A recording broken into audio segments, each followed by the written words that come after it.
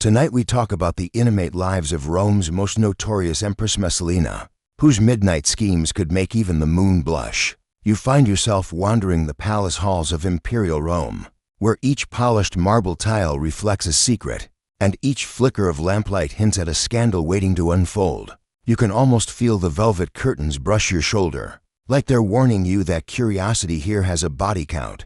You probably won't survive this, at least, not without a few raised eyebrows and a renewed appreciation for boring, drama-free neighbors. So, before you get comfortable, take a moment to like the video and subscribe, but only if you genuinely enjoy what I do here. And as always, tell me where you're listening from and what time it is, your sleepy coordinates, so we can all drift off together like a drowsy legion.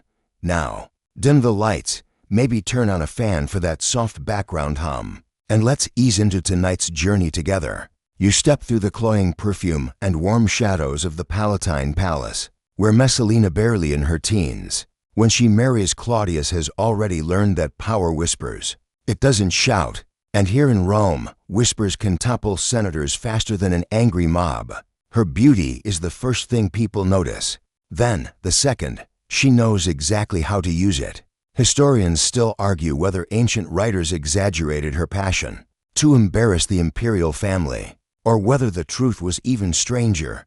You watch servants shuffle by, carrying trays of figs and hunted wine, but they dare not speak her name loudly. One casual remark could be twisted into treason by morning. Even the statues seem to listen. Rome may be the most powerful empire on earth, but its core is as fragile as heated glass, ready to crack under one woman's ambition. Tonight, Messalina smiles a slow, knowing crescent that promises pleasure and danger in equal measure. You can tell she enjoys being underestimated. Claudius, her husband, is an unlikely emperor, scholarly, shy, mocked for his limp and stutter. Many assume she married a harmless old man. But harmless men rule empires, and the wives of harmless men often rule them harder. A mainstream historical fact slips right into your ear. Messalina bore Claudius to children, securing her influence in the dynasty. Yet, you also hear a quirky palace rumor whispered by a maid that she once competed in a private endurance contest of affection with Rome's most famous courtesan and supposedly won. Whether that's slander, satire, or the most awkward Olympic event ever staged, we'll leave up to your imagination. Ancient gossip magazines were savage. As you follow her down a hall lined with tapestries of conquering legions, you notice her eyes scanning every doorway. She craves more than jewels and titles, she craves control. Each night, she measures who bows too deeply, who avoids her gaze, who might become useful or disposable. The palace is her hunting ground, and you're just trying not to look directly into her plans. She stops at a balcony overlooking Rome's nighttime sprawl. Oil lamps glow like embers scattered across a lion's mane. Somewhere out there, late-night bakers knead dough, soldiers gamble their pay, and a philosopher drinks too much wine while pondering if socks should come in pairs. Rome lives loudly, yet its empress lives even louder, secretly. Historians still debate whether Messalina was a reckless seductress or a clever political operator, trapped in a silently vicious world. But everyone agrees on one thing: her midnight desires will drag you deeper into these corridors, where even marble remembers who kissed whom and why. Don't worry, you're only getting started. The night hasn't even stretched yet. You remain close behind her as the palace settles into its uneasy sleep, aware that in these quiet hours, Messalina comes most alive. By day, she is the dutiful empress wife to Emperor Claudius, mother to Britannicus and little Octavia, embracing marble cold etiquette and smiling as senators praise her virtue. But by night, she moves differently. Her footsteps soften, her laughter lowers to a purr, and the corridor lamps seem to brighten just to keep her in view. You feel it, the mask is off. Her marriage to Claudius was arranged before he ever dreamed of ruling Rome. If you squint, you can still see her as the teenage girl gifted a crown too heavy, and a husband too distracted by scrolls and governance to notice she's already rewriting the rules. Historians still argue whether Claudius genuinely loved her, or simply relied on her stability in a court that treated him like a temporary placeholder. But whether affection or calculation bound them, the result is the same. She now stands at the center of the empire's power grid, plugged in and buzzing, Claudius retires early most nights, slipping into scholarly dreams while Rome reshapes itself without him. His empress, however, slips through hidden doors. The household gods don't dare blink as she signals to her attendants loyal shadows, who know when to stay silent. One carries a silk cloak, another, a small vial of perfume rumored to be made with saffron, myrrh, and a drop of something far less holy. A very real historical fact, Messalina wielded influence through her alliances with imperial freedmen, powerful former slaves who controlled access to Claudius.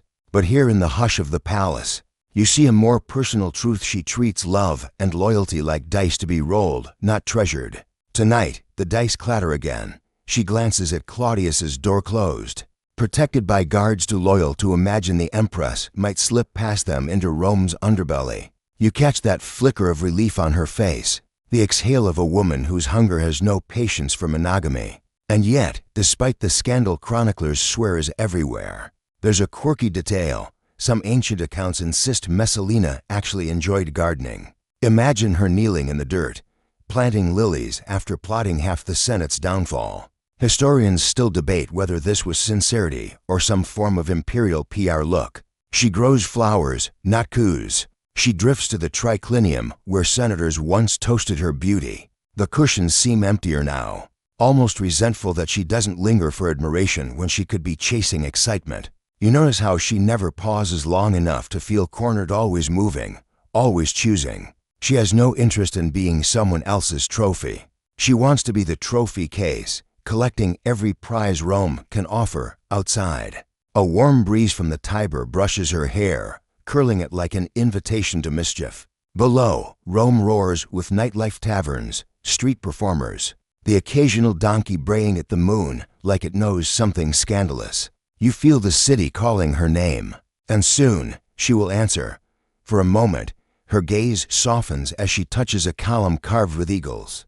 Does she wonder if the gods watch her, or if they're passing around amphorae of wine, placing bets on how long she can juggle desire and throne?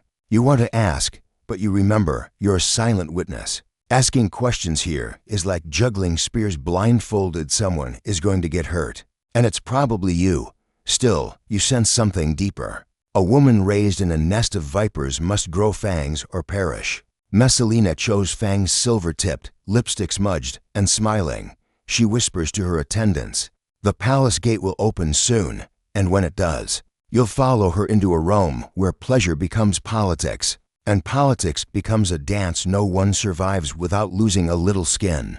The night stretches further, and you are walking straight into the heart of her schemes. You trail Messalina deeper into the palace, where torchlight flickers over frescoes of triumph and betrayal. Appropriate decor for a woman who treats both like hobbies.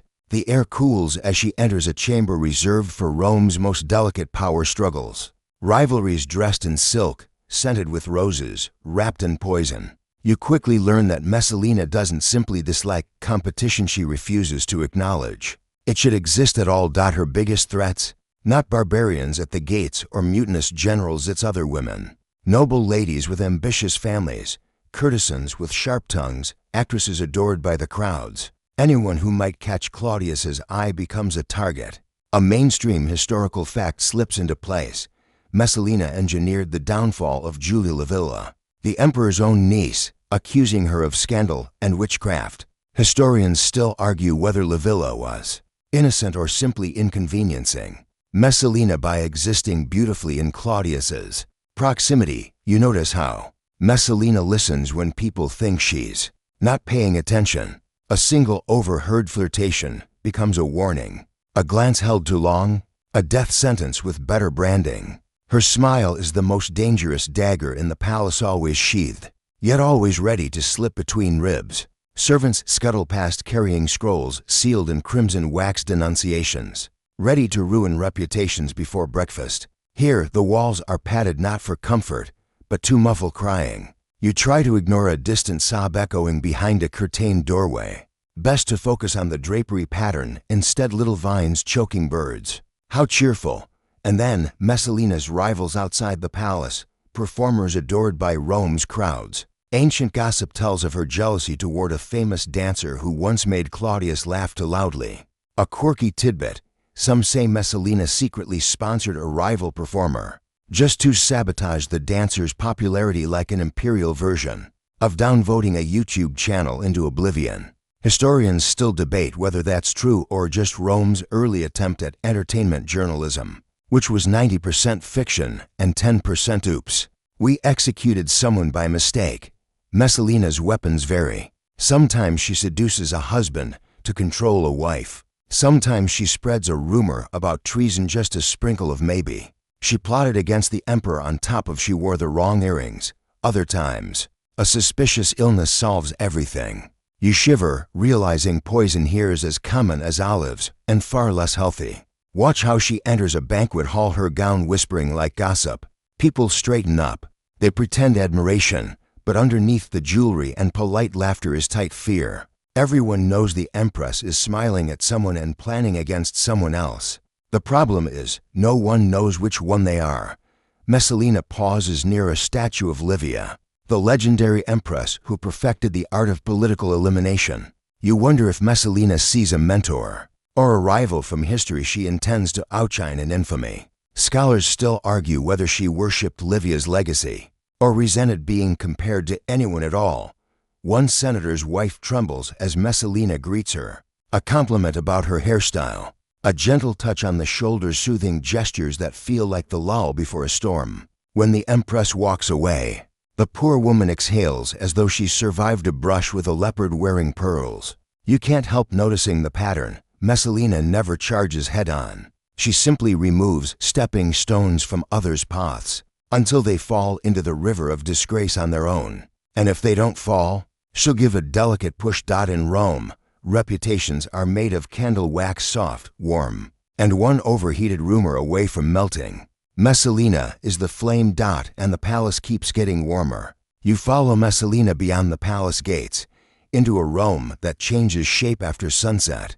Daytime Rome is statues, speeches, and senators pretending they understand the economy. Nighttime Rome, that's where the real lessons happen, down alleys perfumed with cheap wine and ambition. The stones feel warmer here, like they've soaked up every scandal that ever stumbled across them. Messalina wraps herself in a hooded cloak, but anonymity clings to her about, as well as a toga in a rainstorm. You can tell she loves this, the thrill of moving through crowds that see only a beautiful stranger, not the empress of the world. Her guards stay hidden, not to protect her from Rome, but to protect Rome from what she might decide to do if bored. A mainstream historical fact whispers out of the shadows. Ancient writers recorded that she frequently slipped away to meet lovers in the Suburra, the city's rowdiest district. Historians still argue whether she did this out of passion, rebellion, or sheer spite toward a palace that expected her to sit quietly beside her emperor and embroider. Spoiler: Messalina is not the embroidery type. You glance around. Market stalls still glow with torchlight as vendors hawk roasted chestnuts, dice games, and things the censors pretend don't exist. A lyre player strums a tune so sad that even a rat pauses to reflect on its life choices. Meanwhile, Messalina's lips curl upward. She thrives on chaos. A quirky anecdote floats through your memory. One popular tale claims she once disguised herself to compete in the city's most prolific courtesan contest, and supposedly, she won. Was it slander, satire, or just Rome's way of saying, "Look, our empress is better than yours"? Historians still debate the specifics, but the fact the story lasted nearly 2 millennia suggests she made a very strong, very memorable impression. Tonight, she ducks into a tavern buzzing with laughter and questionable air quality. Oil lamps cast golden halos around everyone's heads, making even the shaddiest gambler look mildly saintly. You hear dice clatter. A gladiator boasts. A server carries amphory of wine, so strong it could dissolve political integrity in seconds. The moment Messalina enters, conversations falter because there's charisma. And then there's Messalina. Even incognito, she magnetizes a room like the promise of free dessert. But this is more than pleasure, it's reconnaissance. Every whispered rumor she gathers here will fuel a move she might make in daylight. Lovers become informants. Admirers become pawns. One kiss could purchase a secret that topples a noble house. She's multitasking in the most Roman way possible. You hover near her as she chooses a companion for the night, a handsome poet with a jawline sculpted by Mercury himself. He thinks he's the lucky one. You try not to laugh. Rome's greatest comedians couldn't match the punchline he's walking into. As they flirt, a slurred voice calls out, "Wife of Claudius, bless us with a dance." The tavern erupts into awkward silence. Messalina freezes, analyzing whether this is a jest, a threat, or just a man who can't read a room. Then she smiles, slow and terrifying. The drunkard suddenly remembers an urgent appointment somewhere very far away. Historians still argue whether Messalina sought love, escape, or simply the thrill of being unstoppable. You suspect she wanted a world large enough to hold her appetite. And Rome, enormous as it is, barely manages when she finally slips back into the night. Cloak fluttering behind her like a raven's wing, you realize this wasn't rebellion, it was ritual. A reminder that she belongs not to the palace cages of marble and protocols, but to the feast of life outside.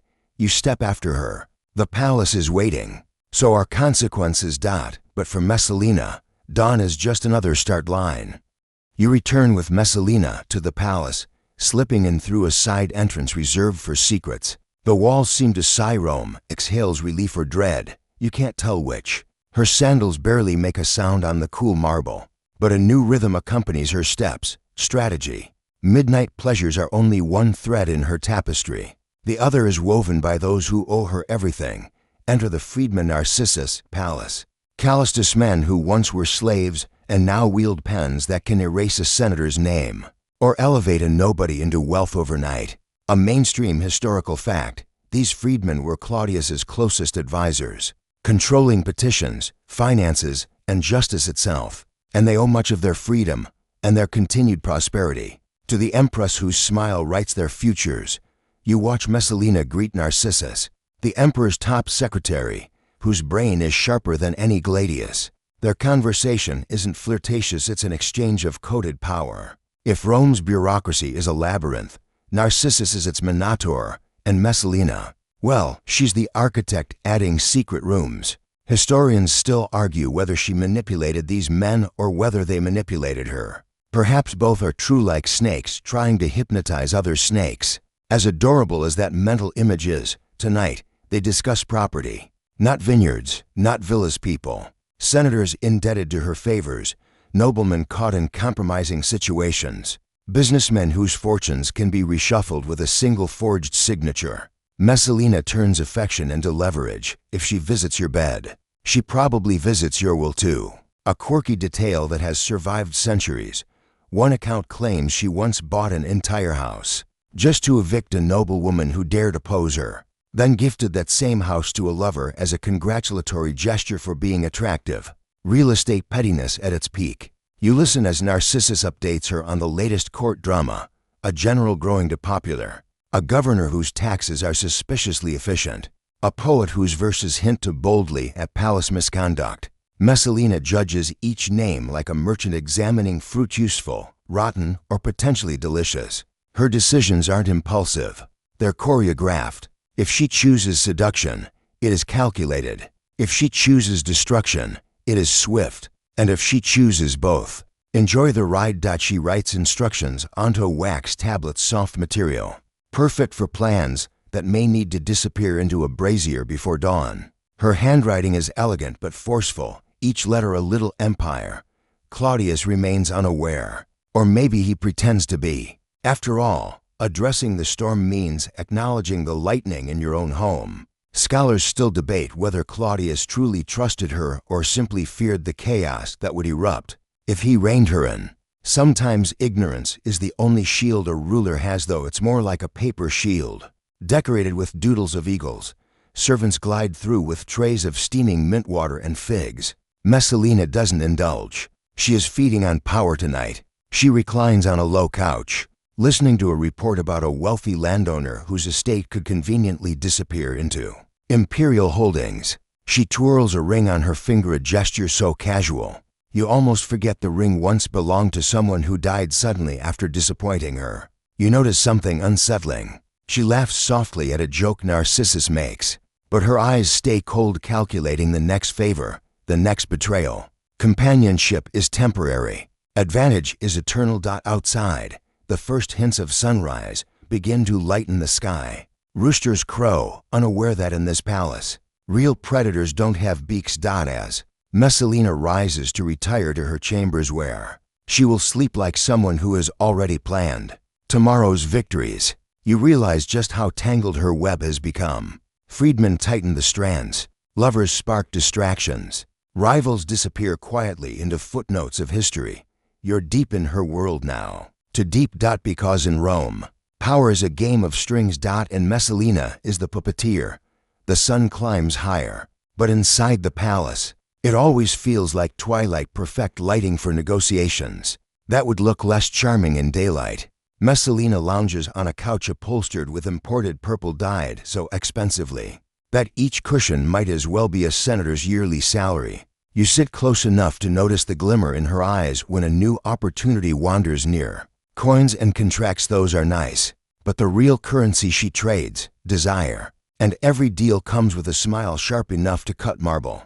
A mainstream historical fact, Messalina secured estates, wealth, and political appointments for those who pleased her literally or metaphorically.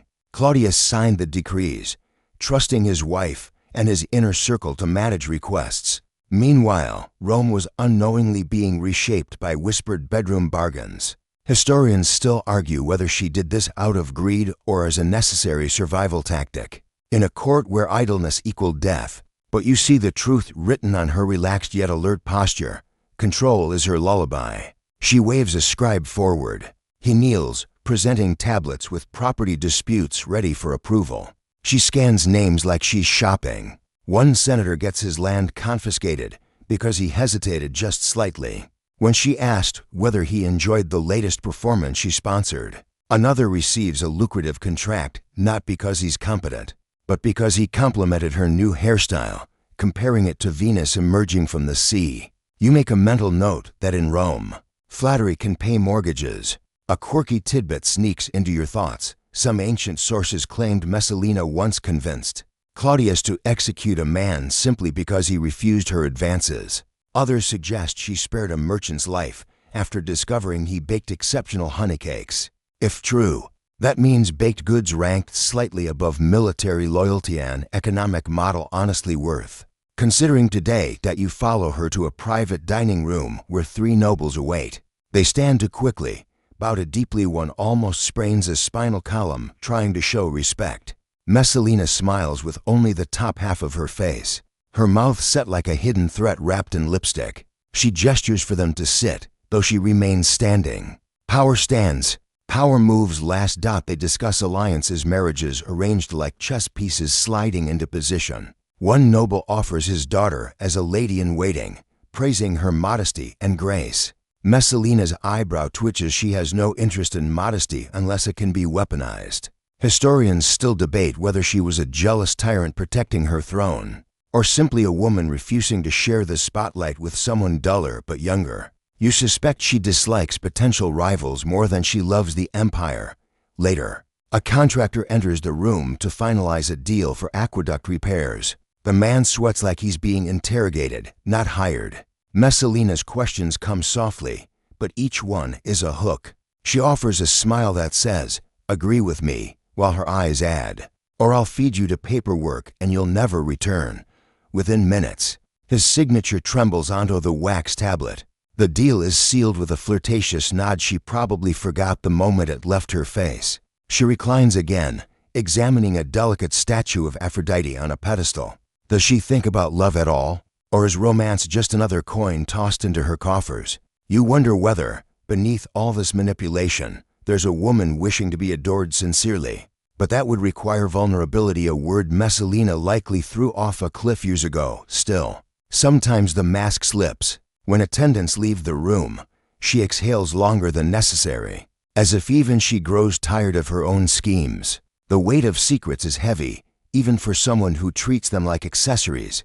Yet, the moment new visitors approach, her expression resets. A fresh game begins, rewards waiting to be plucked like figs in summer. Politics here is sensual commerce, and Messalina is the most successful merchant Rome has ever feared.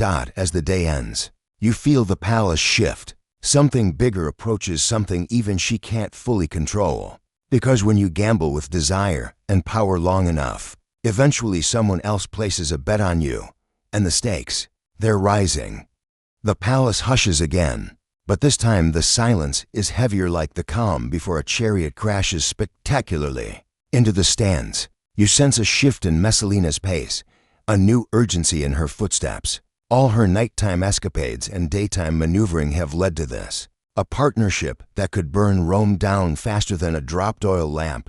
And because fate enjoys a dramatic flourish, that partner is Gaius Silius, Rome's most dangerously handsome senator. You first see him in the courtyard, practicing sword forms with a fluid elegance that makes even the marble statues sigh. A mainstream historical fact, Silius was widely considered one of the most attractive men in the empire. A rising political star with impeccable lineage, historians still argue whether he pursued Messalina or she hunted him. Like a particularly glamorous deer, but when their gazes lock, you feel the walls lean in closer just to watch.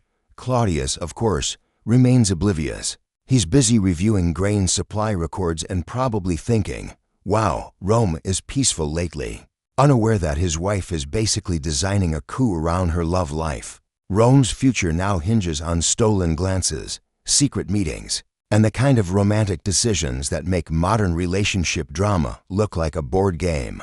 Silius approaches her with the confidence of someone who has never been told no and survived to learn from it. Messalina smiles, not the playful curve she offers tavern strangers, but a deeper, more dangerous smile that says, ah yes, we could destroy so many lives together. Their affair ignites quickly. You watch them exchange coded compliments in public, harmless to the untrained eye, but to you, it's like watching the thunder clouds flirt before a storm. Servants scurry around pretending not to notice the sparks. One even bumps into a pillar because he's too busy staring and silently praying he won't be part of the fallout.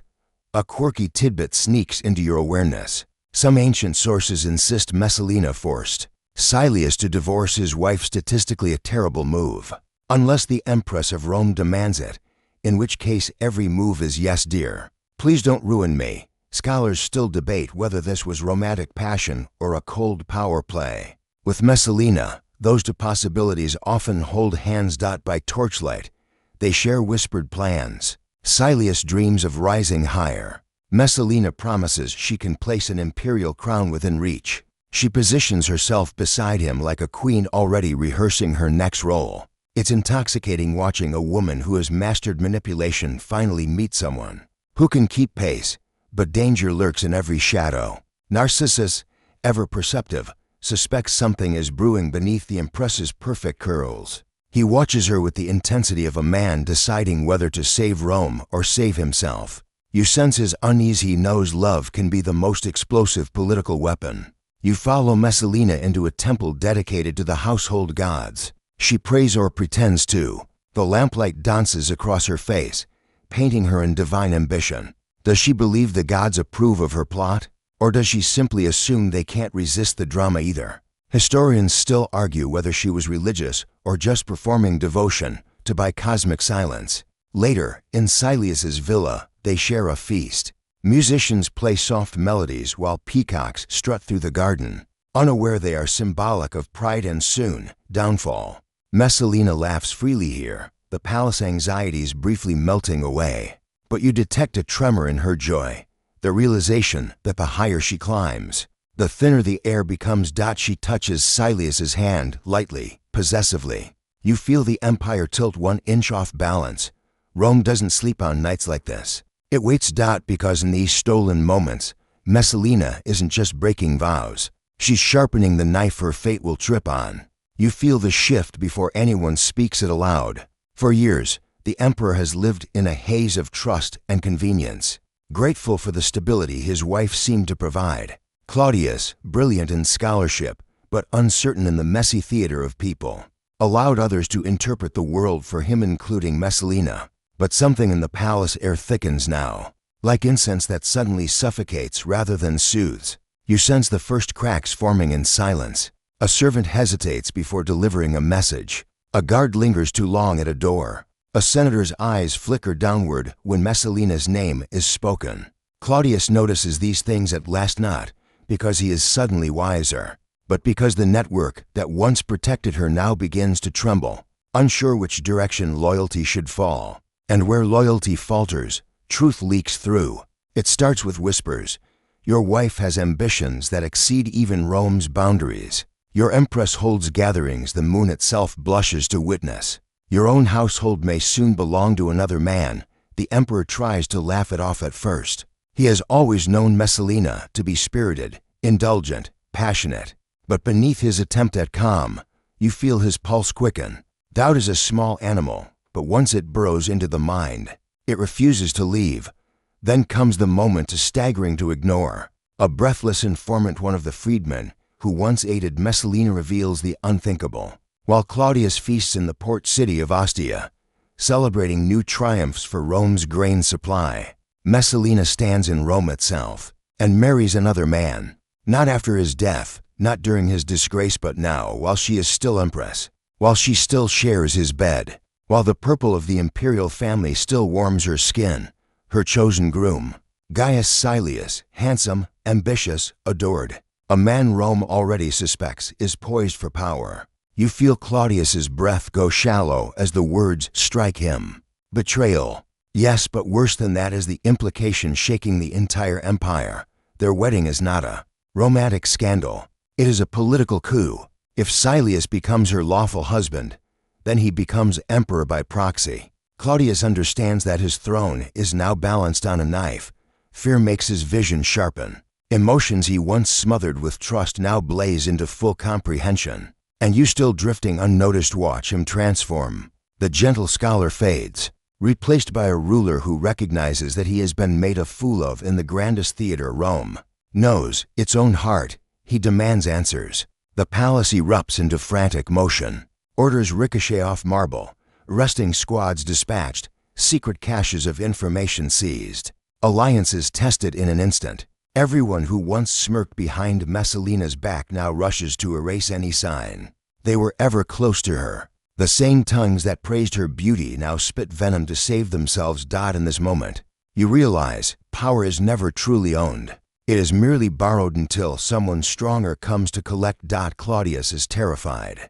But terror has a way of sharpening resolve. His freedmen, those political predators who survived Messalina's games, now coil protectively round him. Narcissus, the most cunning of them, whispers into Claudius's ear what must be done: speed, secrecy, and ruthlessness. If the emperor hesitates, he will not live to regret it. The halls you glide through grow darker as decisions sharpen into blades. Messalina's laughter once filled these rooms, but tonight the silence screams louder. The emperor's trust has finally shattered, and when trust breaks in Rome, it breaks with blood. You sense it.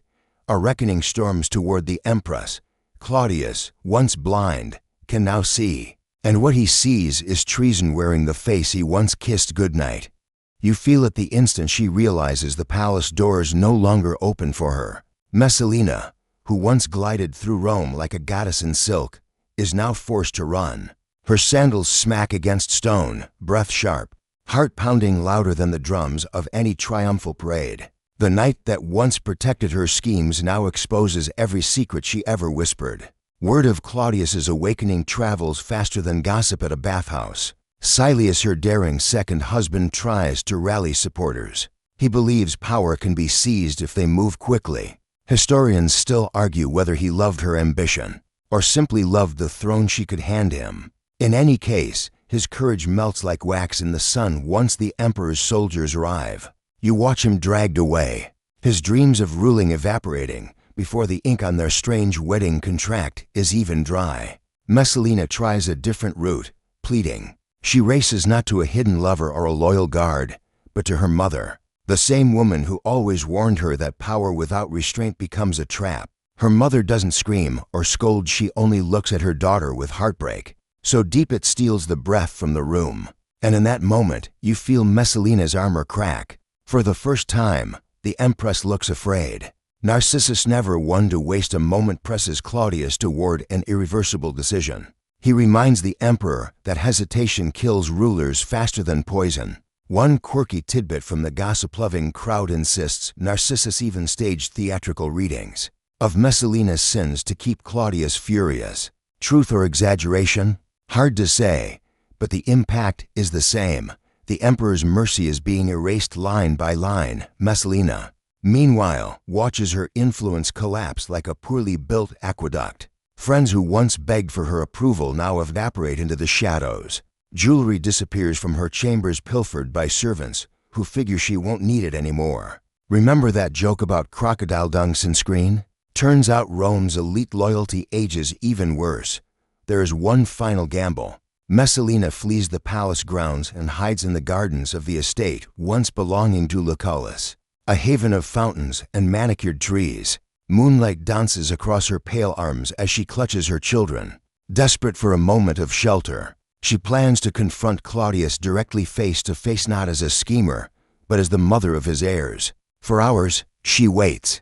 Every branch crack makes her flinch, but Claudius never comes. Instead, soldiers arrive led by Narcissus himself, who fears the emperor's resolve might soften if they see each other again. The escort that once carried Messalina in triumph now stands ready to escort her to her grave. Scholars debate whether she tried one last plea for mercy, whether she still believed she could talk her way out of annihilation.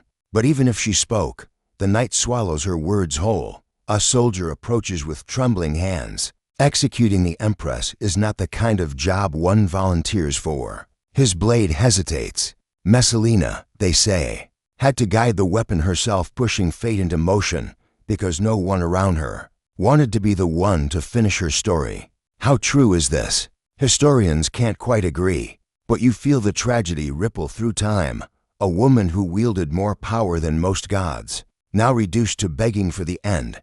When the deed is done, silence blooms. The gardens suddenly feel enormous, empty, as though the entire empire inhales at once. Somewhere in a torchlit chamber, Claudius eats dinner. When told the empress is dead, he asks for wine and turns back to his food. A tiny detail preserved by ancient writers, perhaps exaggerated, perhaps not, but chilling nonetheless. You drift above her stillness, sensing the echo of her final thought. Empires may forgive errors, but never threats. Her midnight schemes have finally run out of night. You hover in the hush that follows catastrophe, the kind that wraps marble columns and whispers through colonnades. Rome wakes to rumors that feel too wild to be true. How could the empress, who burned through life like a comet, simply be gone? You watch citizens trade theories at market stalls, each version more dramatic than the last. Some insist Messalina was the wickedest woman ever to wear the imperial jewels. Others swear she was a victim of palace puppeteers who feared her strength and influence. Historians still argue whether the legends reflect her reality or just Rome's love of a scandal. It can carve into stone. Her enemies waste no time. The palace where she once ruled in silk is stripped of her memory. Statues vanish, names erased, portraits removed. It's political spring cleaning with a touch of amnesia. The message is clear: this woman never mattered. But buildings remember footsteps, and velvet remembers fingertips. You feel traces of her everywhere, like perfume clinging to curtains long after the wearer has left. Claudius, for a brief moment, vows to never marry again. Not because his heart breaks more, because marriage suddenly feels like handling a tiger by the tail. Joke's on him, he later marries Agrippina the Younger, whose schemes make Messalinas look like toddler mischief. You can almost hear Roman historians chuckling as they scribble. He really didn't learn, did he? Whispers of Messalina grow into fables. Night street storytellers turn her into a symbol of unrestrained desire. Mimes exaggerate her affairs into slapstick comedy. Poets paint her as a fallen star scorched by her own heat. Fringe gossip claims she still wanders the palace corridors at night, restless, barefoot, searching for a throne no longer hers. But if you listen closely, beneath the sensationalism, a different pulse beats. A woman who lived too boldly for the world allowed to her. A woman who discovered too late that ambition, when not wrapped in caution, becomes its own executioner. A woman whose worst crime might have been refusing to be small. Her story becomes Rome's cautionary lullaby. Power seduces. Power betrays. Power remembers. You drift through the gardens where she took her final breath, where leaves rustle like ghost silk, where fountains murmur secrets in moonlight. The empire marches on, new lovers, new scandals, new midnights, but Messalina's legend stays awake even when Rome sleeps. You step closer to the quiet earth and feel the echo of her laughter buried beneath it. And you understand, infamy is just immortality wearing a slightly scandalous dress. Now let everything soften. Let the marble fade from sight, the torches dim into nothing. The clamor of Rome dissolve into a distant dream. You float above the ancient city, watching its restless energy become gentle as a tide pulling away from shore. The stories that once roared now shrink to murmurs, like pages settling in a closed book. The gardens that witnessed so much fear now feel calm again. Moss thickens over old stones, flower petals drift like feathers, and the moon takes its time crossing the sky. You let your breathing match that slow celestial movement, long and unhurried. The world you've followed of power traded in whispers, and desires hidden in dark corners releases its grip. It no longer needs to be solved or judged. It can simply rest. You stretch out your senses and notice how quiet the night becomes. When history finishes telling its tale, even the wind relaxes, even memory sighs, and you let yourself drift with that exhale, knowing that every fierce spirit eventually finds stillness, that even the most notorious hearts deserve a moment of peace. Picture the Empress not in turmoil now, but in a soft place where no one plots, where no one watches, where choices no longer weigh like chains. Just quiet, just cool night air, just freedom from every expectation. Your eyelids grow heavier, like curtains closing on a long performance. Your thoughts loosen, slower and slower, until they become simple shapes, gentle colors, fading into dark. You're safe, you're unwound, you're already halfway to dreams. And somewhere far away, Rome sleeps with you. End of script. Sweet dreams.